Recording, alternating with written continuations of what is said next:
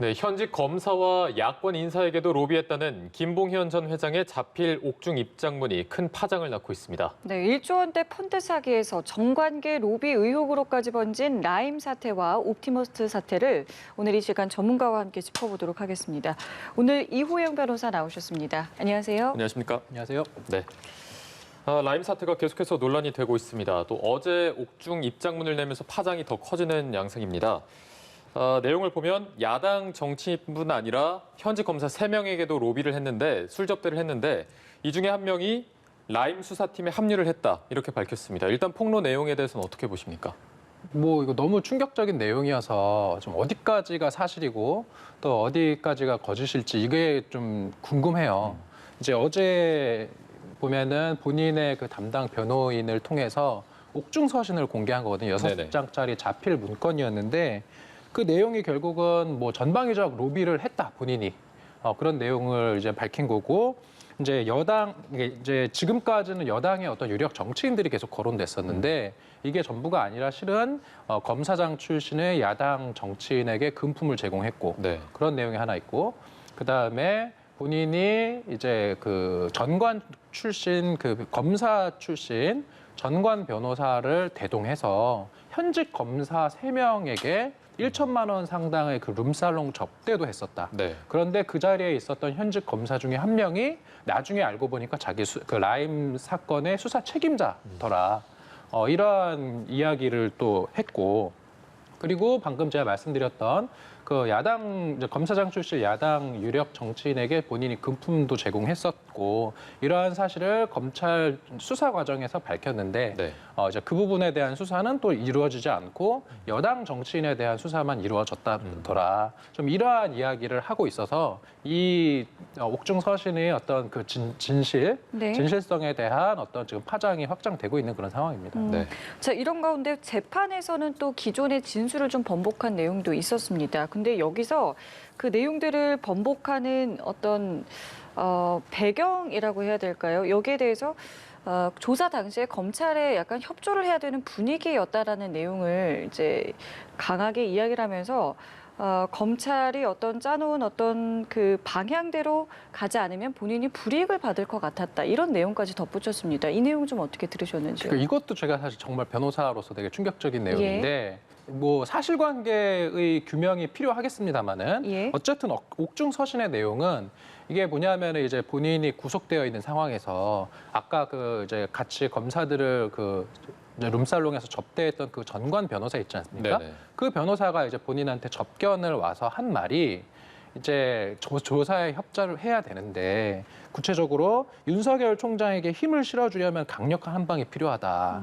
이게 청와대 행정관으로는 부족하고 수석 정도는 잡아야 된다. 네가 살려면은 이제 강수석 정도는 잡아야 한다. 예. 여기서 말하는 강수석은 이제 강기정 정무수석을 말하는 건데 그래서 강기정 정무수석에게 이제 돈을 줬다라는 식으로 이야기를 해주면 검찰에서 보석을 해줄 수 있다라는 식으로 이야기했다라는 거예요. 그 변호인이. 이게 뭐냐면 이제 구속되어 있는 이제 피의자들은 보통은 어떻게든 보석으로 나가든 아니면 구속 집행정지로든 나가고 싶어 하는데 이렇게 보석 청구나 구속 집행정지 같은 경우는 반드시 재판부에서 검사의 의견을 묻거든요. 그래서 보석 청구나 구속 집행정지에 대해서 검사의 의견을 물어서 이제 그 허가 여부를 결정하는데 그래서 담당 검사의 어떤 의견이 대단히 중요합니다. 그러니까 지금 어제 이 옥중 서신의 내용은 결국은 수사에 협조하면 풀어주겠다. 그리고 협조 안 하면은 뭐 불이익을 주겠다라는 식으로 어떤 그런 검찰과 담당 변호인의 회유가 있었다라는 또 그런 내용이어서 이거 어디까지 우리가 이제 나갈지는 모르겠는데 어쨌든 어제 이 내용은 그런 것이죠. 그래서 좀 이 부분 규명은 정말로 필요해 보입니다. 네, 말씀하신 대로 이 사실관계를 규명을 해야 되고 아직까지 구체적인 증거는 없는 상황입니다. 이 지목된 전관 출신 변호사가 그 노무현 전 대통령 사건 담당의 주임 검사 출신이다라고 주장을 했고요. 이 변호사는 부인하고 있고 지금 서울 남부지검도 확인된 바는 없다. 이렇게 해명을 하고 있거든요. 서로 계속 공방을 벌이고 있는 거죠. 그렇죠. 이게 지금 규명이 되게 어려울 것 같은 게 지금 어쨌든 김병현 씨는 옥중에서 뭐 그러한 이야기를 했는데 지금 이 당사자로 지목된 그 검사 출신 변호사는 그 김 회장의 주장이 이거 허위다. 이제 술자리가 있긴 있었는데 술자리 참석자는 본인 포함해서 총 3명이었고 거기에 한 명은 검찰 출신 변호인이고 또 다른 한 명은 검사가 아니었다. 다시 말해서 검사 3명을 접대했다라는 그러한 진술이 전혀 허위라는 어떤 그런 주장을 하고 있고 그리고 남부지검 같은 경우는 뭐 확인된 바 아직 없다. 이렇게 되어 있어서 사실 확인을 해야 되는데 이제 제가 보면은 이제 구속 피의자나 이런 사람들 접견 다녀보면 구속 피의자에 대한 접견 같은 경우는 우리가 이렇게 지켜볼 수는 있되 그 내용을 들을 수는 없거든요. 녹음이 되는 것도 아니고. 그래서 예. 이거를 도대체 어떻게 사실을 규명을 할지는 참 난관이 있을 것 같습니다. 네. 보통 이런 경우에는 좀 어떤 식으로 진행이 되는지도 좀 궁금한데요. 그러니까 지금 뭐 말씀드렸던 것처럼 구속 피의자 네. 또는 피고인들을 접견을 하는 것을 수사기관이나 이런 데서 들으면 그 변호인의 조력을 받을 권리를 헌법상 권리를 침해하는 것이거든요. 그래서 우리가 지켜는 보되 듣지는 못한다라는 이제 그런 법리가 있는 것인데 지금 이 김봉현의 그런 자필 진술서 이 문건의 내용에 등장하는 그런 것들은 예. 결국은 그 변호인 접견 과정에서 오간 대화 같은 거가 있고 또 하나는 검찰 수사 과정에서 뭐 검사가 미리 이렇게 진술을 다 만들어 놓으면 거기에 자기가 뭐 동의하는 방식으로 이렇게 짜맞춘 어떤 수사가 이루어졌다라는 것인데 네. 그것 역시도 검찰 수사 과정에 영상 녹화 예를 들어서 동의를 해서 그런 게 촬영이 되어 있는 자료가 있다면 모르겠는데 아마도 지금 이 사건 같은 경우는 이러한 수사 과정이 녹화가 되어 있는지는 뭐 확인해봐야 되겠습니다만은 안 돼 있을 가능성이 높거든요. 그러면은 사실 당사자의 진술만 있을 뿐 이것을 확인할 수 있는 물증을 확보하기는 대단히 어려운 상황으로 보입니다. 네. 그래서일까요? 이 추미애 장관은 일단은 술 접대 의혹을 받고 있는 검사들에 대한 감찰을 지시를 했고요. 법무부가 이제 즉시 감찰에 착수를 했는데요. 이거는 좀 어떻게 좀 진행이 될 거라고 보시는지요? 일단은 지금 법무부 같은 경우는 지금 이 김봉현의 진술 내용이 뭐 내용상 충격적인 건 둘째치고 어쨌든 이게 사실이라면 현직 검사들이 접대를 받고 그중에 한 명은 그 사건 당사자를 나중에 수사까지 실제로 했다라는 거 아니겠습니까? 예. 그래서 뭐 이제 감찰이 필요한 상황이고 이러한 감찰을 대검에 맡길 수는 없다라고 판단한 것 같고 그럼 이제 법무부 차원에서 감찰을 하게 되는데 실제로 사실 확인을 하기는 좀 어려운 상황으로 보여서 어쨌든 뭐 감찰의 방법은 결국은 그러면은 당시에 그런 룸사롱 접대가 있었을 당시에 그 검사장 출신 변호사와 실제로 그 현직 검사 연락을 같이 술자리를 했다라고 하는 검사들이 누구인지 김봉현한테 한번 물어봐서 실제로 그 검사 출신 변호사와 현직 검사들이 만났다라고 하면 적어도 연락을 했을 것이고 그리고 뭐 이제 접대를 했다라고 하는 그런 음식점이 있을 테니까 그런 어떤 사실관계를 확인할 수 있는 증거 자료를 확보하는 것 그것이 좀 주된 포인트가 아닐까 싶습니다. 네. 자, 그리고 이 라임 사태와 더불어서 옵티머스 사태도 파장이 계속해서 커지고 있습니다. 사태 뭐 좀 결이 조금 다르긴 한데 문재인 대통령이 또 공공기관이 투자한 경위를 철저히 수사하라 이렇게 지시를 하기도 했고요. 이 전파진흥원 같은 경우에는 670억 원을 투자했는데 아무래도 이 과정을 좀 규명하는 게 핵심이 될 것 같아요. 지금 이제 라임 사태, 옵티머스 사태가 이제 계속 연달아 이슈가 됐는데 두 네. 사건은 지금 잠깐 말씀하셨지만 결이 좀 다르긴 네네. 해요. 라임 사태 같은 경우는 사실은 폰지 사기라고 봐야 될 것 같고 옵티머스 펀드 같은 경우는 애당초 기획된 사기다. 왜냐하면 라임 사태 같은 경우는 이제 그 고수익을 보장해주겠다고 했거든요. 5% 내지는 8%. 네네. 이러한 고수익을 보장해주겠다라고 하면서 다수의 투자자들을 확보해서 돌려막기식으로 먼저 투자한 투자자들은 돈을 받아갔어요. 그러니까 이게 소문이 나서 라임 펀드 같은 경우는 말 그대로 줄을 서서 사람들이 샀었거든요. 계속해서 자펀드를 만드는 그렇죠. 거죠. 그래서 그 당시에도 저거는 사기 아니냐. 어떻게 펀드를 해서 5%, 8%의 그런 고수익을 안정적으로 네. 받을 수 있냐. 그래서 사실은 그런 사모펀드 업계에서는 그 당시에도 말이 많았어요. 이거는 저 되게 위험해 보이고 사기성 투자로 보인다. 네. 그런 것이었고 반면에 옵티머스 같은 경우는 애초에 사기성이었던 것이 이게 이제 공공기관의 어떤 그런 안정적인 그런 채권, 공공채 등의 어떤 투자를 해서 유동화를 해서 안정적인 어떤 수익을 확보할 수 있다라고 이야기를 했지만 알고 보면은 저기 공공기관이 아니라 네. 이런 부실한 일반 그런 사채 같은 것에 투자를 했거든요. 예. 그럼 애초에 투자자들한테 공지한 사실관계 자체가 거짓이기 때문에 이것은 기획된 사기인데 이렇게 기획된 사기에 공공기관들이 검증 없이 이렇게 투자를 한 그 과정이 석연치 않은 부분들이 있어서 이 부분에 대한 좀 수사가 필요한 것이고 그렇기 때문에 문재인 대통령도 공공기관의 이런 옵티머스에 대한 투자는 경위를 철저히 들여다보라 좀 이러한 이야기를 하고 있는 것으로 보입니다. 네. 예. 검찰은 전파진흥원 그리고 대신증권에 대한 압수수색도 진행을 했습니다. 어떤 부분을 좀 집중적으로 들여다봤을 거라고 보시는지요? 지금 먼저 전파진흥원 같은 경우는 방금 말씀드렸지만 이 투자 경위가 예. 석연치 않다. 예. 그리고 실제로 지금 검찰에서 확보한 진술에 따르면 그런 이제 정영재 전 옵티머스 대표가 전파진흥원의 투자를 이끌어내기 위해서 그 기금운용 담당자에게 금품을 제공했다라는 진술을 확보했다라는 보도가 있어요.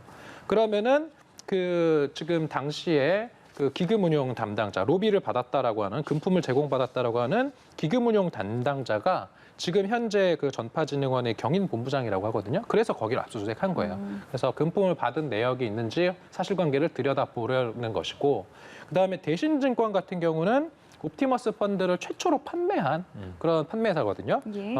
그리고 또 하나는 이 이제 옵티머스 펀드의 어떤 그런 로비를 담당했다라고 하는 신모 씨 또 사무실이 있던 곳이 또 대신증권 이 건물들이기 때문에 이런 로비 의혹과 관련된 자료, 로비를 했으면 그 당시에 사람들이 드나든 출입 내역이라든지 CCTV 자료 같은 것이 있을 거거든요. 그래서 그런 것들을 좀 확보하고 있는 것으로 보입니다.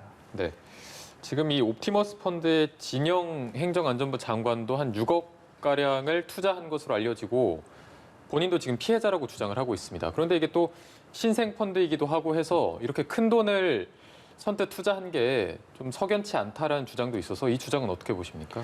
그거는 근데 진짜 야당에서 잘 모르고 하는 주장이라고밖에 볼 수 없는 게 이게 사모펀드는 일단 1억 원 이상 투자자 할 수 있는 거거든요. 네네. 그래서 5억 정도 투자하고 이런 게 엄청 큰 돈은 아니에요. 사실 이런 사모펀드 투자에서는 막 10억씩 하고 20억씩 하고 이러기 때문에 실제로 사모펀드가 공모와 가장 큰 차이는 이렇게 소규모, 그러니까 어떤 다액의 자산을 운용을 하는 사람들이 본인의 어떤 투자 리스크를 알고 투자하는 것이기 때문에 공모펀드에 비해서 사모펀드는 규제를 적게 하고 이렇게 하는 것이거든요.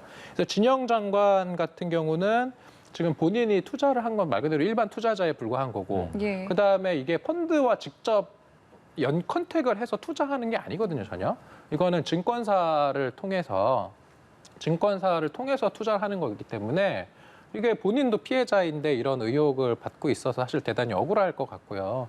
그리고 뭐 이제 이게 뭐 행안부 장관이지 않습니까? 행안부 장관이 뭐 이해 충돌 우려가 있는 것이 아니냐라는 어떤 그런 야권의 지적도 있었는데 이것도 네. 사실은 좀 말이 안 되는 게 보통 이런 일반 투자자는 이런 펀드에서 LP라고 하거든요. 뭐냐면은 그 리미티드 파트너예요. 그래서 본인이 투자한 금액에 대해서만 책임이 있는 거고 반대로 자산 운용을 하는 사람이 GP, 제너럴 파트너라고 해서 자산 운용을 실제로 하는 사람들인데 LP 같은 경우는 자산 운용사인 GP의 그런 투자 자산 운용 과정에 절대로 개입할 수 없도록 되어 있어요. 우리나라 자본시장법상. 네. 그럼 절대로 개입할 수 없는 일반 투자자한테 뭔가 책임이 있는 것이냐 이렇게 호도하는 것은 이런 사실관계를 전혀 모르고 하는 것이거나 아니면 알면서도 호도하는 것이다 이렇게밖에 볼 수 없을 것 같습니다. 네. 아, 그러면은 일반 투자자라고 하게 된다면 지금 일각에서는 혹시라도 참고인으로 검찰 조사를 받는 게 아니겠느냐라는 추측이 있는데 여기엔 해당이 되지 않는다는 전혀 건 해당이 안 되죠. 이거는 사실 모르고 하는 얘기예요. 왜냐하면 이게 뭔가 옵티머스에 투자를 해서 마치 예. 이게 무슨 회사의 어떤 사채를 직접 인수를 하거나 주식 투자를 하는 것처럼 이렇게 오해가 될 수 있는데 이런 투자는 말 그대로 펀드 상품을 그냥 구매한 소비자인 거거든요. 그런 소비자한테 대해서 그 펀드가 사기라고 해서 그 사기 피해자를 불러서 조사를 한다라는 거는 좀 어불성설인 것 같고 그리고 지금 이러한 만약에 이야기가 성립이 되려면 예를 들어서 진영 장관이 옵티머스 펀드 담당자와 뭔가 컨택 포인트가 있어서 그런 어떤 자산의 운용 과정에 개입을 했다. 예를 들어서. 그러면은 문제가 되고 그러면 그건 자본시장법 위반으로 처벌될 것인데 지금 그런 상황은 전혀 아니거든요. 그래서 일반 투자자 투자가 뭐 진영 장관이 됐건 아니면 뭐 청와대 행정관이 누가 됐건 간에 일반 투자자는 자산 운용에는 절대로 개입할 수 없다. 우리나라 법하에서는. 예. 그래서 이게 투자에 뭔가 이렇게 책임이 있는 것으로 우리가 보기엔 좀 어려운 것으로 보입니다. 네. 자, 이번 사태에서 가장 핵심적인 인물, 청와대 행정관 출신의 이진아 변호사가 꼽히고 있습니다. 남편이 옵티머스 사내 이사로 문서 위조 혐의를 받고 있는데 이 인물의 관여 정도에 따라서 처벌의 수위나 이런 게 달라질 가능성이 있는 거죠.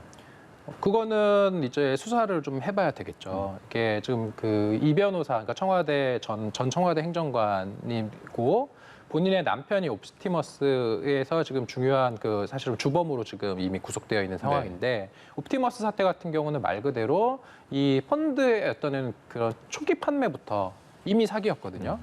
투자자들을 이미 기망을 해서 투자를 받아낸 것이기 때문에. 그런데 지금 그 이모 전 행정관 같은 경우는 옵티머스 펀드에 본인이 직접 또 자금까지 투자도 했었고 그렇기 때문에 옵티머스의 이런 불법 행위를 어느 정도 공모를 했고 그다음에 그런 나중에 그런 이제 사기적인 펀드의 판매 과정에 얼마나 실행 행위를 분담하는 방식으로 개입을 했는지 이러한 여하에 따라서 처벌의 수위는 당연히 달라질 수밖에 없습니다. 네.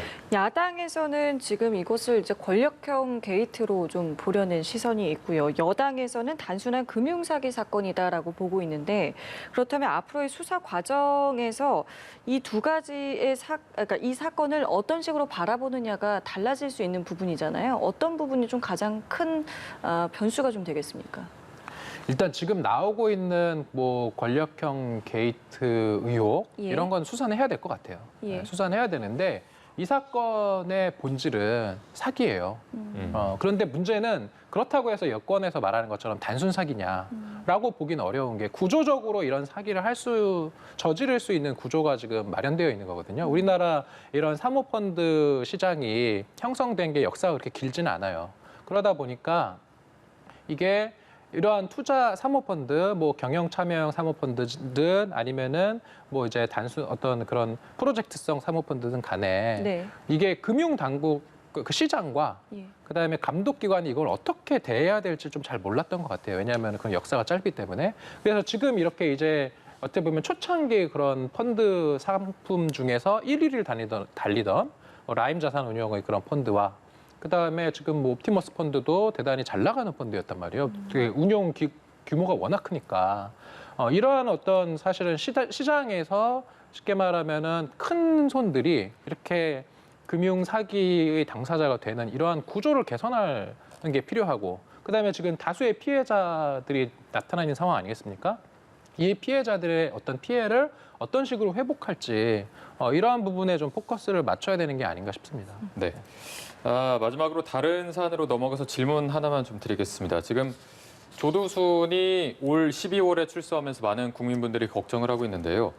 검찰이 이 조두순에 대해서 밤 9시부터 아마 오전 6시까지로 알고 있습니다. 이 시간 동안 외출을 금지하고 음주를 금지하고 또 학교 출입을 금지하는 조치를 하겠다 이렇게 법원에 청구를 한 건데 법원이 좀 어떤 식으로 결정을 내릴 것으로 보십니까? 법원에서는 아마도 받아주지 않을까 싶습니다. 이게 이제 검찰에서 이러한 청구를 하는 거는 이제 전자장치 부착법에 의해서 이런 청구를 할 수 있는데 그 미성년자를 상대로 이런 성범죄를 저지른 예. 이러한 이제 그러한 특수 사건들에 대해서는 이런 형의 집행 과정에서 이렇게 전자장치를 부착한다거나 그 다음에 뭐 특별 청구를 할 수 있는 거거든요. 뭐 보면은 출소 후에 심야 외출이나 이제 음주 같은 것을 금지하는 이러한 어떤 그러한 특별 조치를 법원에 청구해서 법원이 이러한 조치를 이제 받아들여주면 전자장치를 부착하고 실제로 검찰이 청구한 내용대로 어떤 이러한 범죄의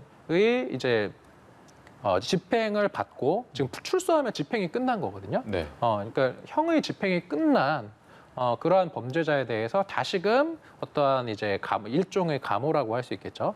보호 관찰이라고 할 수 있는데 이러한 어떤 조치를 통해서 재범을 하지 못하도록 막겠다 이런 것으로 보이고 법원에서 좀 전향적으로 결정을 내리지 않을까 싶습니다. 예, 알겠습니다. 오늘 이호영 변호사와 저희 함께 이야기 나눠봤습니다. 오늘 말씀 고맙습니다. 고맙습니다.